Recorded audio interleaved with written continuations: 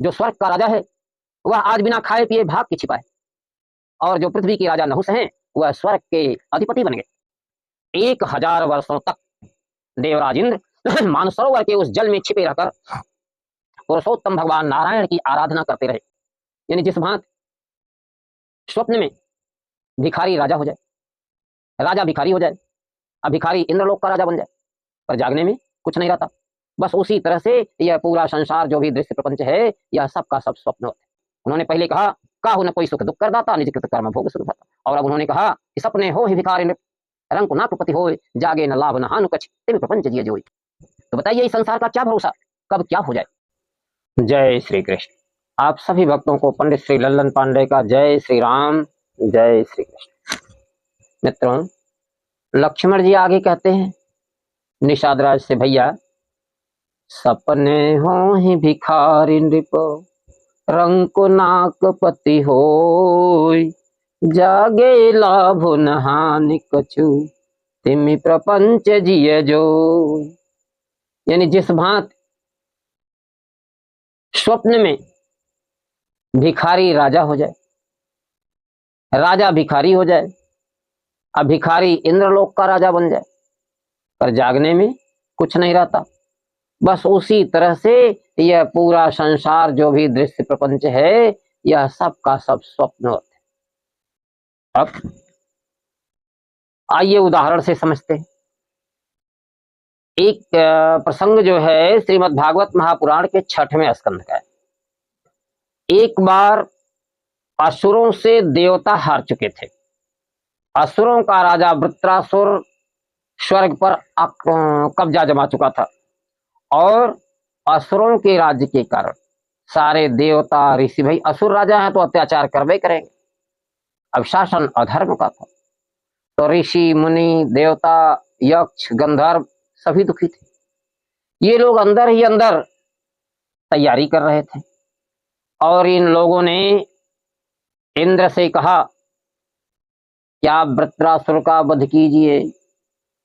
भारी तैयारी के साथ देवराज इंद्र ने असुरों पर आक्रमण कर दिया। भयंकर संग्राम हुआ। घोर युद्ध के बाद इंद्र ने वृत्रासुर का वध कर दिया। अब क्या हुआ, देवता विजयी हो गए। अब सारे देवता यक्ष किन्नर ऋषि मुनि जितने भी लोग थे सब लोग इंद्र की जय जयकार करने लगे, इंद्र की स्तुति करने लगे, और स्तुति कर करके अपने अपने लोकों को चले गए। और अब आगे इंद्र के साथ क्या होता है। वृत्रासुर के वध के कारण ब्रह्म हत्या दौड़ती हुई इंद्र के पास आई, और ब्रह्म हत्या के तेज से इंद्र के शरीर में भीषण जलन होने लगी। अब इंद्र जो है ब्रह्म हत्या से डर करके भाग चले। आगे आगे इंद्र भाग रहे हैं और पीछे पीछे ब्रह्म हत्या दौड़ा रही है। ब्रह्म हत्या बोलती है रुक जा रुक जा, लेकिन अरे दूर से तो इनके देह में जलन हो रही है, नजदीक आएगी तो पता नहीं क्या होगा। इंद्र चल रहे हैं, भाग रहे हैं, भाग रहे हैं। भागते भागते इंद्र मानसरोवर के पास पहुंचे, और बड़ी फुर्ती से उन्होंने मानसरोवर के जल में प्रवेश कर गए। अब वहां भगवान शंकर ने ब्रह्म हत्या को मानसरोवर के भीतर नहीं घुसने दिया। ब्रह्म हत्या मानसरोवर के बाहर ही रह गई, पर जलन तो इंद्र को हो ही रही थी। कुछ शांति मिल गई। अब इंद्र मानसरोवर के जल के भीतर भी कमल नाल की तंतुओं में छिप गए, और वहां जल में माता लक्ष्मी इंद्र की रक्षा कर रही थी। 1000 वर्षों तक देवराज इंद्र मानसरोवर के उस जल में छिपे रहकर पुरुषोत्तम भगवान नारायण की आराधना करते रहे, जप चिंतन करते रहे, और अपनी दुर्दशा पर भगवान से प्रार्थना करते रहे। इतने समय तक देवराज इंद्र को भोजन के लिए कुछ भी नसीब नहीं हुआ। क्यों? क्योंकि इंद्र अग्नि के मुख से भोजन करते हैं। सभी देवता अग्नि मुख से भोजन करते हैं, इंद्र भी अग्नि मुख से भोजन करते हैं, और अग्नि जल के भीतर जा नहीं सकते। इसलिए 1000 वर्षों तक इंद्र को भोजन के लिए कुछ नहीं मिला। अब मित्रों, इस परिस्थिति पर विचार कीजिए। अभी कल तक जो देवलोक के राजा थे, देवलोक के ही नहीं त्रिलोकी के, क्योंकि अब वो वृत्रासुर का भी वध कर दिए तो असुरों का लोक भी उनके अधीन हो गया। मृत्यु लोक में उनकी पूजा होती ही है और देवराज हैं ही, यानी जो इंद्र त्रिलोकी के अधिपति हैं। और अभी जब उन्होंने वृत्रासुर का वध किया था तो जितने लोग इंद्र की जय जयकार करके स्तुति प्रार्थना कर रहे थे, सोचिए इंद्र मानस सरोवर के जल में छिप करके इन दृश्यों को तो कल्पना ही करते होंगे ना। अब इंद्र के लिए वह दृश्य, जब वह वृत्रासुर का वध किए और लोग उनकी स्तुति जय जयकार कर रहे थे, भला सोचिए वह दृश्य किसी स्वप्न से कम तो नहीं है। और जो इंद्र त्रिलोकपति हैं, देवराज हैं, वह बिना खाए पिए 1000 वर्षों तक भाग करके जल में छिपे हुए हैं। बताइए, यह स्वप्न नहीं तो और क्या है। राजा भिखारी हुआ, भगोड़ा हुआ, छिपा हुआ है, साधारण राजा नहीं, स्वर्ग का राजा। क्या स्वप्न है। आइए चले अब स्वर्ग लोक में देखते हैं क्या होता है। जब देवराज इंद्र स्वर्ग से भागे और काफी समय बीतने लगा तो स्वर्ग की व्यवस्था बिगड़ने लगी। अब पृथ्वी के राजा नहुस को स्वर्ग का राजा बनाया गया।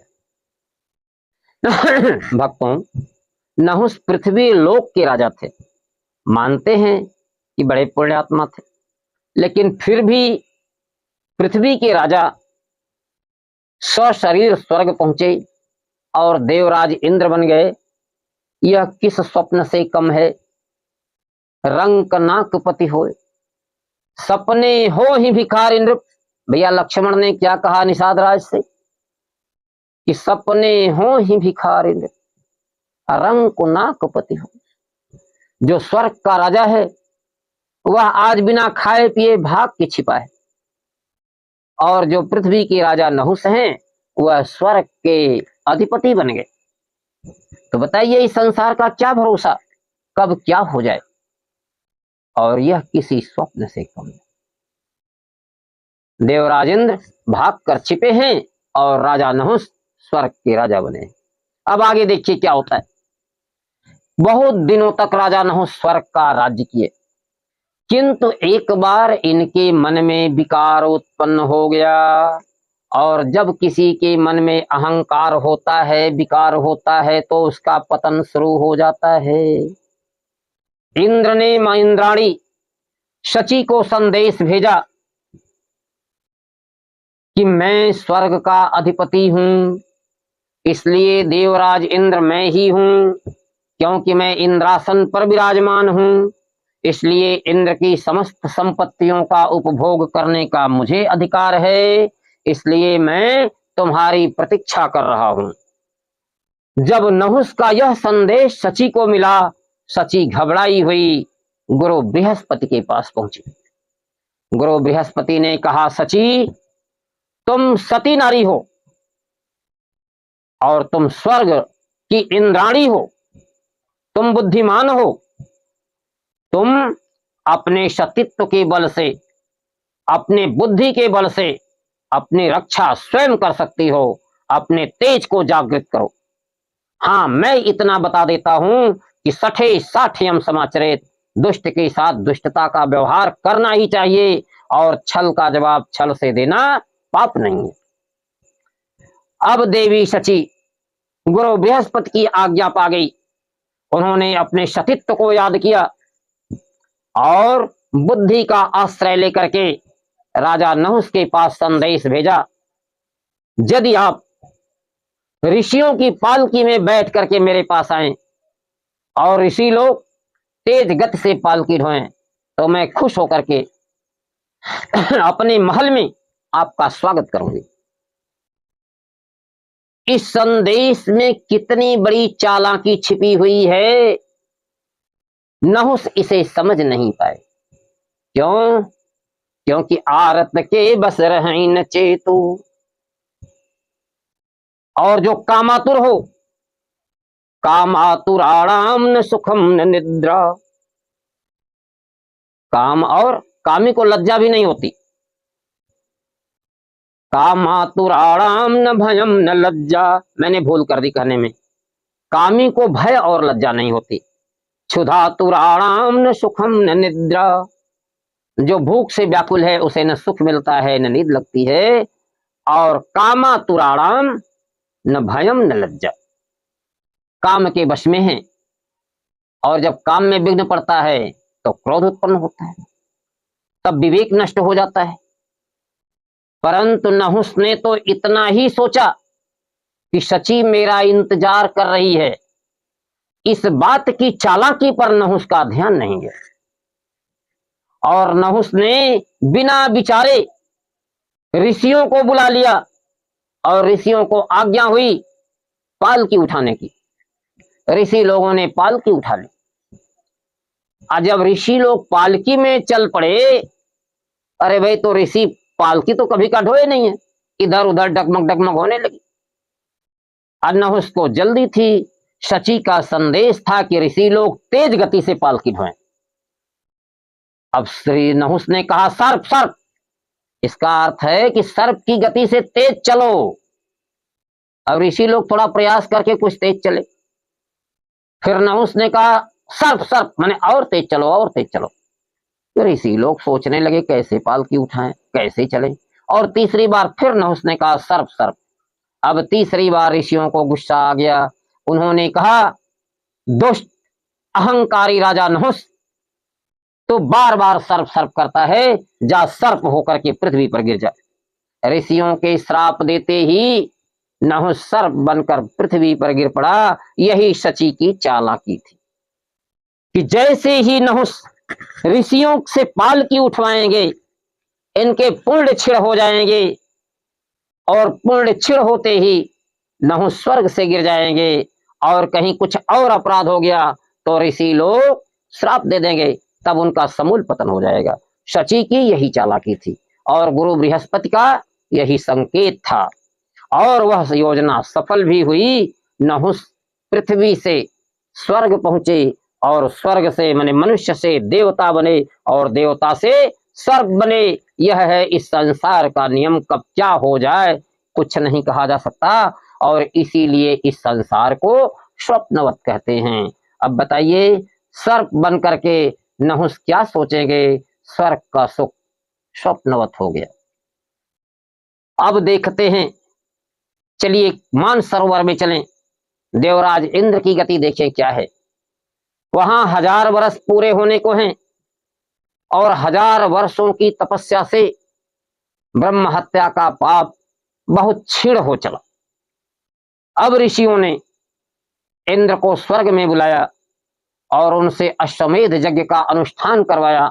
अश्वमेध यज्ञ के द्वारा पुरुषोत्तम भगवान नारायण की आराधना करके देवराज इंद्र ब्रह्म हत्या के पाप से मुक्त होकर के पुनः देवराज इंद्र के सिंहासन पर विराजमान हुए, और फिर देवराज इंद्र बने।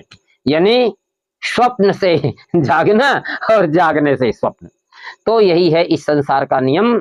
यही लक्ष्मण जी भैया निषाद राज से कह रहे हैं कि भैया, पहली कथा में उन्होंने पहले कहा काहु न कोई सुख दुख कर दाता, निज कृत कर्म भोग सुलभता।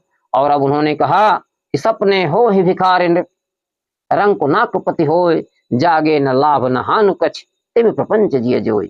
यानी हे मित्र, इस संसार को स्वप्नवत मानो, जो कुछ भी हो रहा है सब अपने अपने कर्मों का फल है।